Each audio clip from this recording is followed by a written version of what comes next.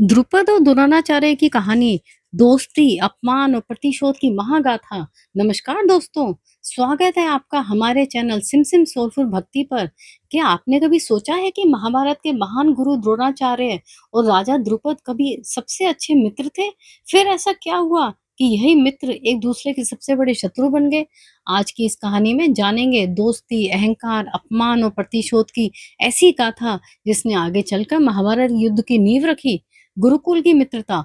बहुत समय पहले महर्षि भरद्वाज के पुत्र द्रोण और पांचाल राज्य के राजकुमार द्रुपद एक ही गुरुकुल में शिक्षा प्राप्त करते थे। दोनों में गहरी मित्रता थी।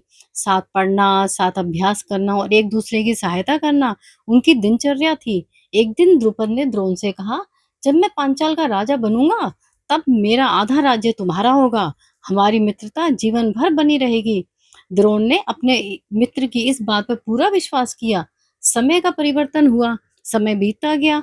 द्रुपद पांचाल के राजा बन गए, जबकि द्रोण का जीवन अत्यंत कठिन परिस्थितियों में बीतने लगा। उनका विवाह कृपि से हुआ और उनके पुत्र अश्वत्थामा का जन्म हुआ।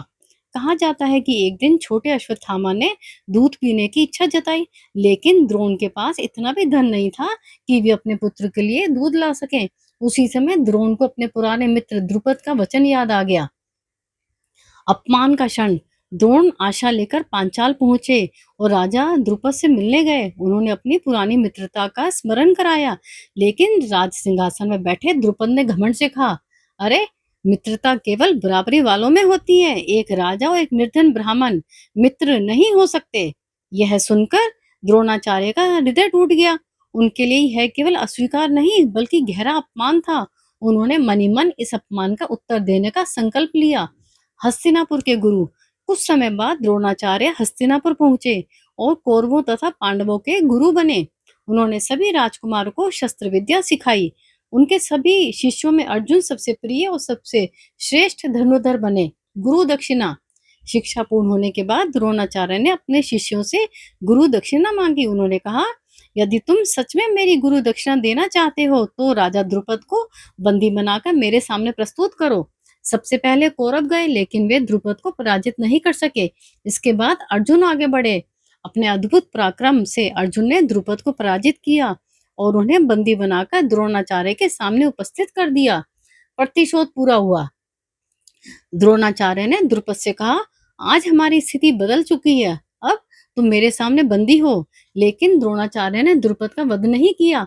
उन्होंने पांचाल राज्य का आधा भाग अपने अधिकार में लिया और शेष आधा राज्य द्रुपद को वापस लौटा दिया। फिर उन्होंने कहा, अब हम बराबर हैं। यदि चाहो तो फिर से मित्र बन सकते हैं। लेकिन द्रुपद के मन में अपमान की आग जल उठी। प्रतिशोध की दूसरी शुरुआत। द्रुपद ने एक विशेष यज्ञ करवाया। इस यज्ञ से दो दिव्य संतानें उत्पन्न हुई। धृष्टद्युम्न, जिनका जन्म ही द्रोणाचार्य के वध के लिए हुआ था, और द्रौपदी, जिनका जीवन आगे चलकर महाभारत की सबसे महत्वपूर्ण घटनाओं का कारण बना।